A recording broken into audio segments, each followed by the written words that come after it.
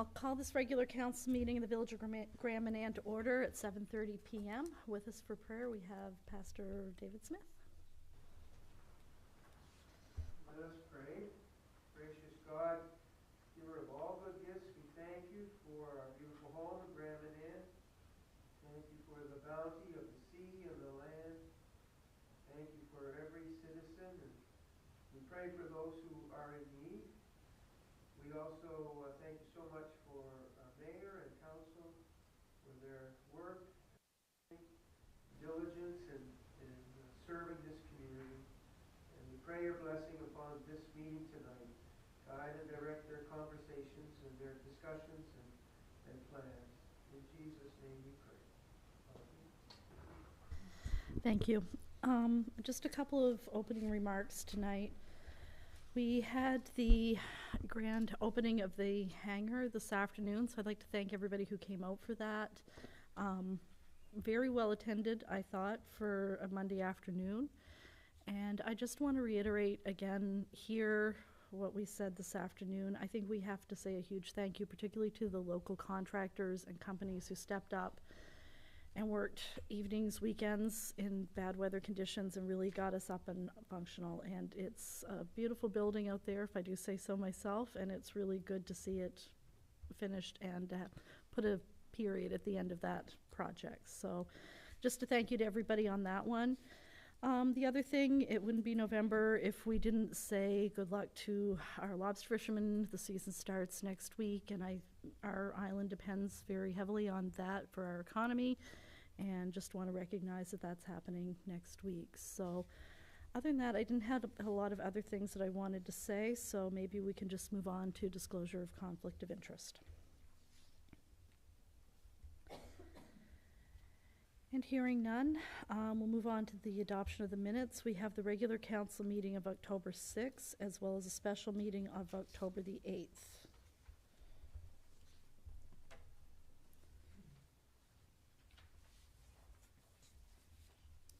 I would move that we accept.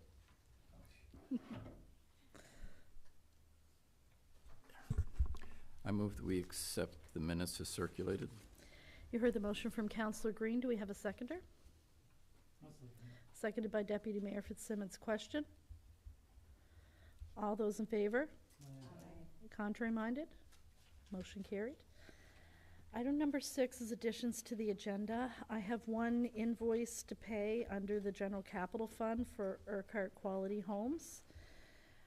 And it is the final bill for the hangar, and it is for $344,239.49. Corresponding to that, there would be a transfer, which would be 18.2, of $312,166.84 from the airport line of credit to the General Capital Fund.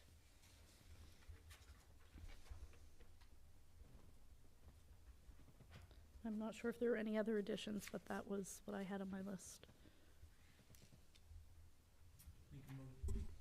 I'll make a motion to add that to the agenda. You heard the motion from Deputy Mayor Fitzsimmons. Do we have a seconder? Seconded by Councillor Boyd. Question? All those in favor? Aye. Contrary minded? Motion carried. So moving on to old business, 9.1 is heavy industrial properties. We had been contacted by the City of St. John. They'd reached out to other municipalities looking for a letter of support to retain the provincial portion of the heavy industrial tax. We talked about this briefly, I think, back in the spring when it was first raised. At that point, if I remember the conversation correctly, there was some concern that that would be the only response to fiscal reform from the province if we said that we were looking for that, and we kind of held off on doing anything. Mayor Reardon has reached out again, wondering if we're going to send a letter. The clerk has reached out to Service New Brunswick. We have one heavy industrial property on the island. It's not a huge amount for us. So I'm just looking to see what the wishes of the group are, if we want to write a letter of support to retain that, the provincial portion of that tax. for the property owner, I mean, given that we only have one, I don't think it would be, the intent was not that it would be a tax increase. It would just be that that portion of the tax would stay with the village instead of staying with the province. So I'll open that up for discussion to see if there's any desire to send a letter or where we are on that one. Councillor Green? Has this been discussed at UMNB? Do they have a position on this tax? I'm looking at Councillor Boyd, who was our rep, so I'm going to see if he wants to speak to that. Yes, they have been advocating with the City of St. John to keep it in place. Nope. One more time. Sorry. The old F guy. Yes, as states in Mayor Reardon's email, the city and UMNB have been advocating to the province to keep it in place. To keep it in place, or that the portion would come to the... Right, the portion Yep. comes to- Okay. Okay, just want to make sure I was clear on Yes. what you were, I thought that was what it was. Any other questions or comments? Councillor Turner? I'm just wondering what the logic is if it's gonna reduce, like, the warrants to the municipalities. I would think it would in these ones that have a lot. I'm not concerned about it here, obviously, but just wondering what the logic is. If I don't have the chart with me, I don't think, but from the original discussion back in the summer, like St. John, Fundy Shores, Macadam, I think also has a fair amount. And for them, it would be an extra bump, like they would get that, whatever the multiplier is on the heavy industrial tax, they would keep that multiplier effect. For us, I think it works out to around like 12,000 or something like that. Like, it's not insignificant, but it's not going to impact the bottom line of our budget. So essentially the ask is that that money would stay with the municipalities versus going into the province. The reduction would be with the province, not with the municipalities, if that makes sense.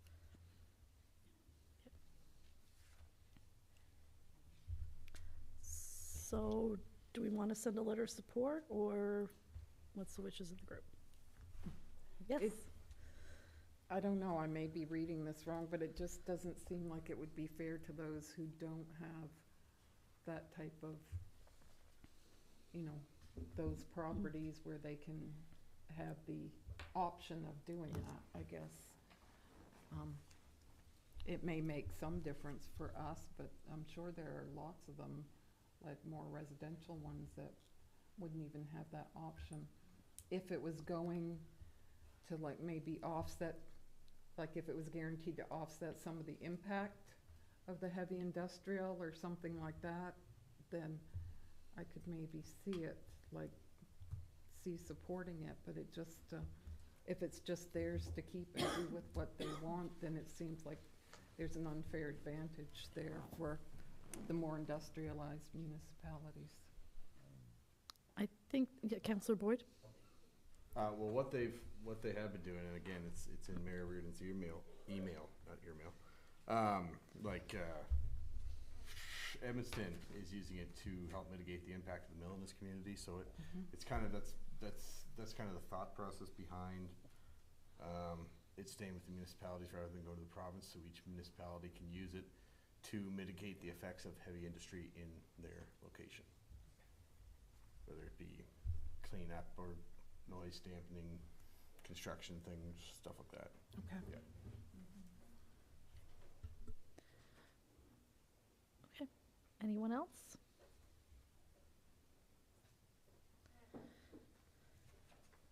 So are we going to write a letter, or what's the wishes of the group? I'm not getting a clear direction here.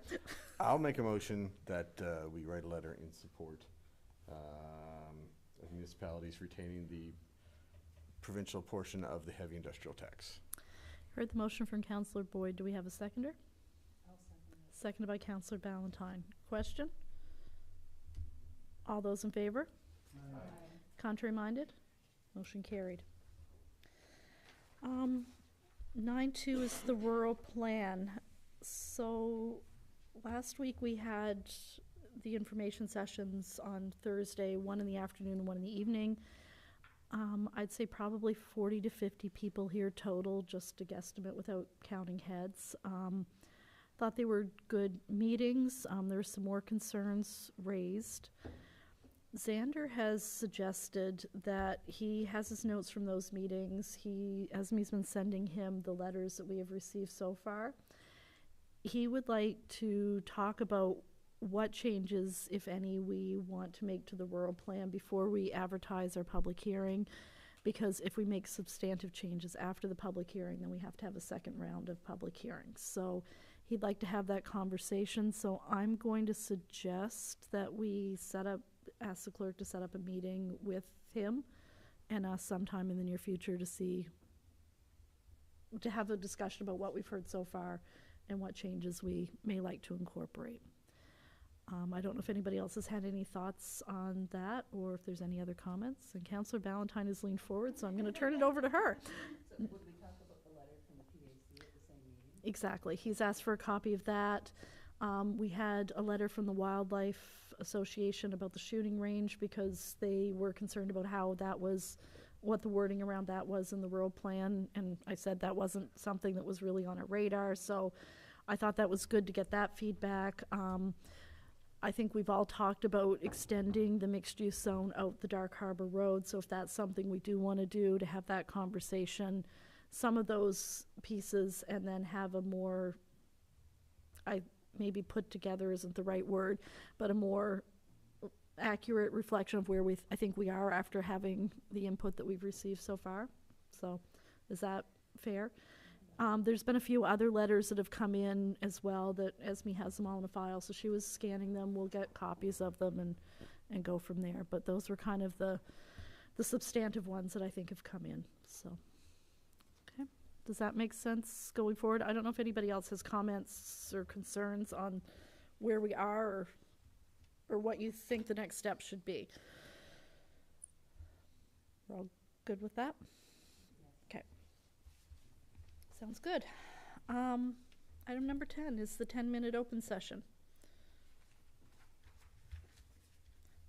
Seeing no one rushing forward. 13.1 is some correspondence. We had a letter regarding accessibility of the ferry from the waiting areas, and that was in our package. There was a concern expressed from a resident about accessing the ferry, like once you park your car either in North Head or Blacks Harbor, getting down to the ferry, if you've got luggage, if you have mobility issues, it is not the easiest trek to get there. So I had forwarded that on to DTI and Coastal, but the request was that we talk about it here just to have a little bit more of a formal conversation around it. So I can open up the floor. I will say Coastal has responded and said that they will, if somebody indicates that they need help getting aboard the ferry, that they will, assist them in whatever way they can, whether it's with, they've got the gator on the mainland or whatever here, but I think there is a valid point there that it is not the best situation if you're leaving your vehicle and walking aboard the ferry. So, questions or comments on the correspondence? I think that's a very valid point. Yeah. It's rough getting down there, if you had a bunch of suitcases or if you was in a wheelchair or whatever. I know I've given people rides up from the ferry too, the other direction, just to get to their vehicle in the parking lot. So, Councillor Turner? The idea that people can ask for help when they get there is great, but if you don't know you can do that and just try to get down, it would be nice. It's like, to be honest, when I drive Pat in her van and we have the ramp that opens, it's different than needing to be by the elevator because we also need room to open an 8-foot ramp. So I think it's things that really you should be able to flag when you book your ticket. Yep. Somehow, even if it's just a memo or something, but if people could then, and know that the help or whatever's needed would be available at the time, because we have gotten on the ferry when I couldn't open her ramp. Yeah. And everybody has to back off and stuff, and it's just, you feel very, it's just not fun. Any other questions or comments? I would suggest, we've asked DTI, we have our quarterly meetings with them, that it be on the agenda. I'd suggest we bring it up there again. And I think Councillor Layton, when he was here, he was a big advocate about the elevators on the ferry. I remember him being very frustrated with the length of time it took for them to be fixed sometimes. So I think that there are, in general, accessibility issues around the ferry that I don't think we sometimes think about until they're pointed out. So, and maybe it's a matter of having somebody like, isn't there Inclusion New Brunswick or something like that that does assessments? I mean, maybe it's a matter of having them have a look and make suggestions about what the best way forward is. So, okay, so maybe we can keep that on our agenda with them and continue that conversation. Mr. Faulkner? If I may interject, the body that you're looking for is Ability New Brunswick. Okay. The other thing is, if you're altering public structures, there are standards, and we can discuss that. Okay. Thank you. I knew I didn't have the right name, but I knew there was something out there, so thank you for that. All right. 14, new business. Food truck policy. This was something that Councillor Sturgeon brought up at our committee of the whole meeting. Back in the spring, we were approached about a food truck setting up more long-term here at the community center, and we set up a policy about food truck usage to sort of guide, the usage, how many food trucks could be here at a time. And part of the agreement was that we would review it in the fall after the summer season to see how it worked. So it's fall, and Councillor Sturgeon suggested we add it to the agenda to have a conversation. So I'll open the floor and see if there's any comments on how the food truck policy, how people felt about it. Councillor Boyd? Chris, you would have been, I guess, you and Esme and Alyssa, I suppose, would have been the ones that were involved when they're coming to set up and hook up and fees and everything like that. Did that all go smooth and nobody seemed to have too much trouble with? I mean, we didn't make a huge increase or anything, and we certainly weren't doing it to make a lot of money off it, but just kind of as a, what's staff's opinion on how it went this summer? Well, there's been no issues. I mean, they come one at a time and they're easy to set up. I guess the Bangkok one is not the hardest, but they require the most power, so it's a bit of an inconvenience because the way that the power set up, they were constantly tripping breakers and things like that. But anyway, other than that, I mean, fairly smooth on our part. Is that something like for next summer we could beef up a breaker somewhere in preparation for them to come? Because they roll in every year, right? It's just something, if it wasn't a great cost to us, so that you or Howard or someone's not having to run down here and flick breakers back and forth. Well, unfortunately, the panel that we put the additional plugs in for the food trucks to hook into was a 200 amp panel, and one of the plugs itself was almost 100 amp that the food truck takes. There's an additional 40 and a couple 20s, but the trouble is that the breaker feeding the panel from this part of the building was only 100 amp, feeding a 200 amp panel. So it was constantly tripping it, but they've learned to work around it. They bring a generator with them, so they're taking the majority of their power themselves now with their generator, so it's working a lot smoother. Any other questions or comments on the food truck policy? Hearing none, can we assume that this will be our policy going forward on food trucks, and we can review it as required in the future, if that's fair? I'm not sure it needs annual review, but if there's something comes up, we can have a discussion about it then, if that works. Okay. 14.2, tick population, possible solutions, and Councillor Turner. I was trying to find things that we thought people could do or that we could do as a municipality. The handout that I gave you is the New Brunswick government's one, just to remind people of things they can do around their yard. And I thought it might be good to get this out either on social media or as a mail out so that people know that there's some measures they can take before winter comes, like getting rid of, a lot of people will have wood and wood debris around, and getting rid of things like that would help. I was looking also at what happens in the winter, and it really has to be a very rugged, bitter winter to make a difference in the tick population. And so, and apparently the females, like, they lay their eggs, and then the eggs are usually tucked away somewhere for the winter, so it doesn't really make a dent. You might kill some adult ones, but they're going to be there full force in the spring. And the dryness of this summer, they don't like dryness, but they can usually find somewhere that isn't dry, you know, whether it's in a shady area or a little longer grass or something. So it can make a difference, but it's not usually significant. So I wanted to look at giving people things they can do for their own property, like these.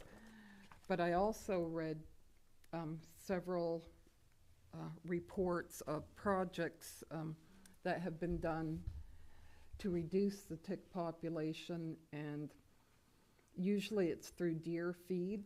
Like, you can have feeding stations that where the feed is treated with ivermec, which is a version of ivermectin.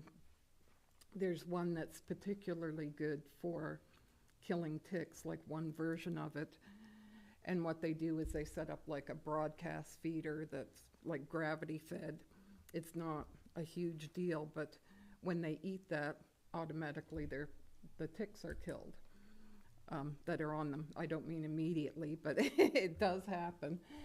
So the other one was one where they had like almost like paint rollers, and when the deer stuck their head in to feed, they would get a dose of permethrin, which is similar to like you'd put on a dog for fleas or whatever, but this is for ticks.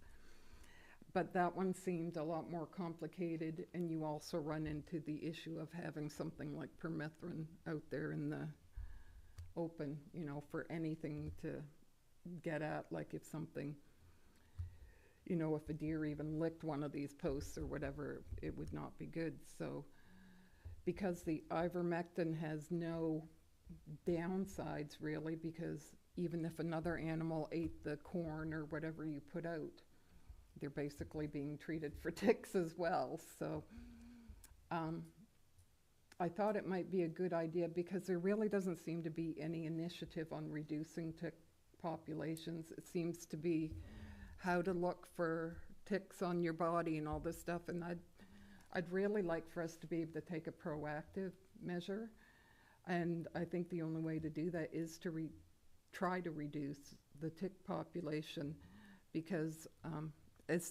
after I put that on the agenda, there was the post from Claire, who said that as a dog groomer, she's seeing a lot more.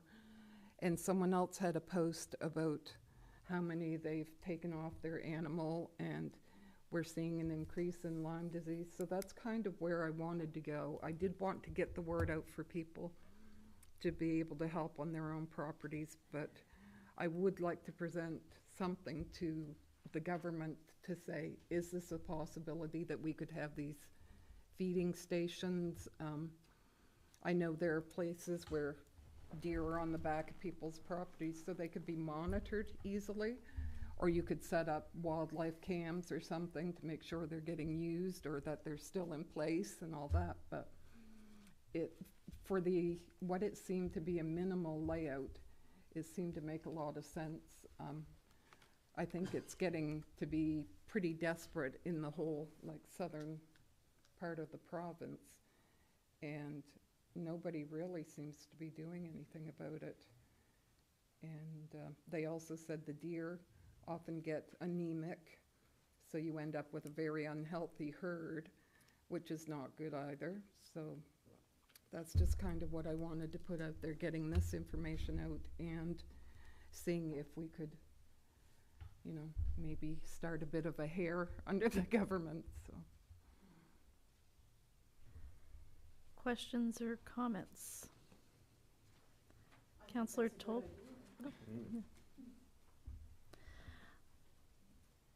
I'm just wondering, like, do you have any idea in your research, like how many, are you thinking like blanketing the island or starting with a couple, or like, are you even that far in what you're thinking? You can cover a pretty significant area per feeder, because once the word gets out, kind of thing, if you build it, they will come, Yep. kind of thing. But it didn't seem like you would need a lot for the size of the island.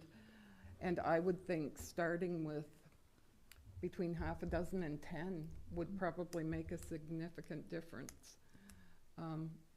And like in each of these reports, it really was significant. They've done it in California and in, I think it was Massachusetts, they did the permethrin one. But once they started dealing with, you know, reducing the tick population, like all the numbers just started coming down for their Lyme disease. And there's another disease now too that's starting that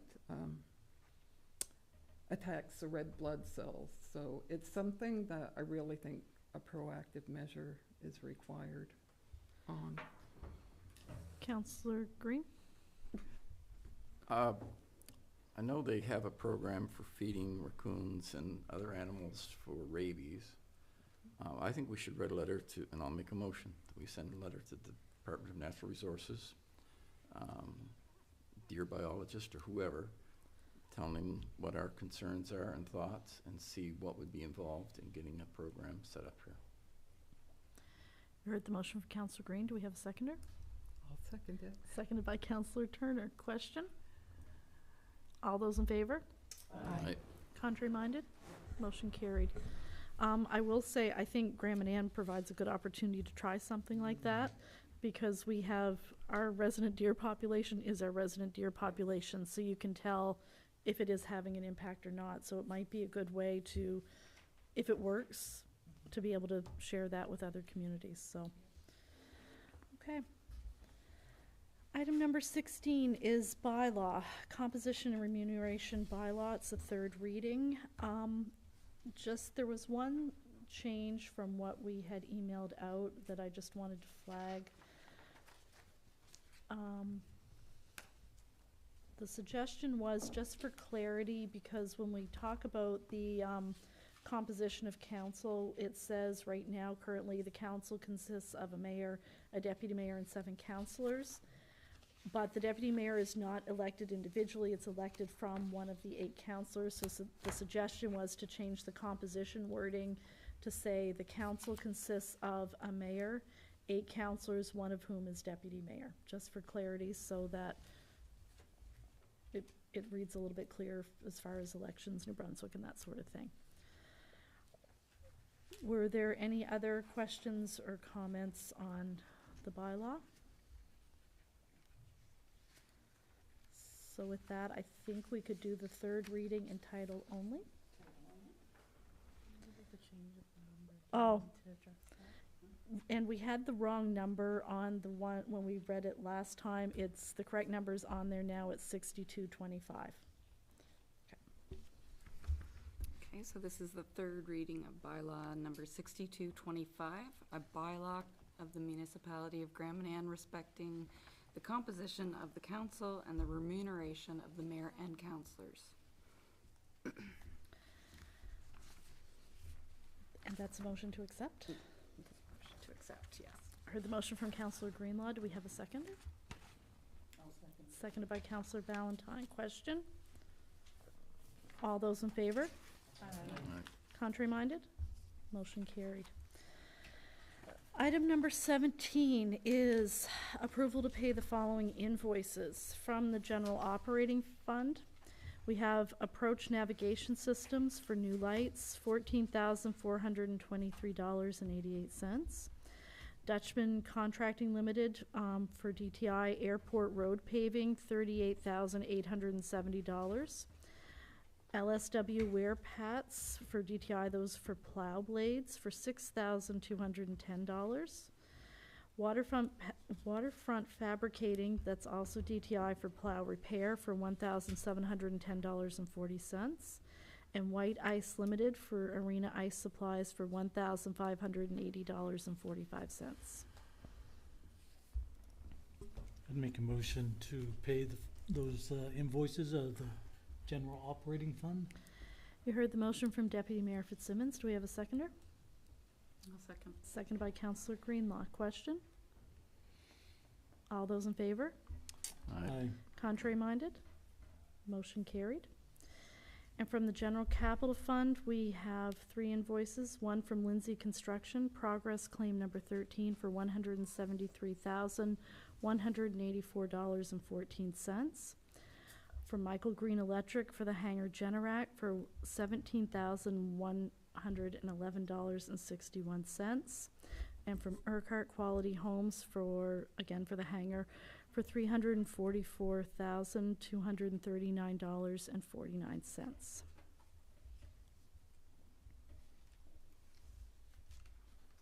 Make a motion to pay these invoices of the general capital fund. You heard the motion from Deputy Mayor Fitzsimmons. Do we have a seconder? Seconded by Councillor Turner. Question? All those in favor? Aye. Contrary minded? Motion carried. And then under transfers, there are 2 motions. The first one is a motion to transfer $174,130.20 from the airport line of credit to the general capital fund. Sorry, I didn't finish reading. I'll make that motion. Heard the motion from Councillor Greenlaw. Do we have a seconder? I'll second that. Seconded by Councillor Green. Question? All those in favor? Aye. Contrary minded, motion carried. And the last one is a transfer, again, from the airport line of credit to the general capital fund for $312,166.84. Heard the motion from Councillor Ballantyne. Do we have a seconder? Second by Councillor Boyd. Question? All those in favor? Aye. Contrary minded? Motion carried. Closed session, we have 2 items on the agenda. The first is a dangerous and unsightly premises, and the second is a property as well for airport for the lease with Dutchman Contracting. Make a motion to move into closed session. Heard the motion for Deputy Mayor Fitzsimmons. Do we have a seconder? I'll second. Seconded by Councillor Ballantyne. All those in favor? Aye. Contrary minded? Motion carried. Before Vern starts talking, I'm going to turn off the tape recorder in the middle. He'll get it.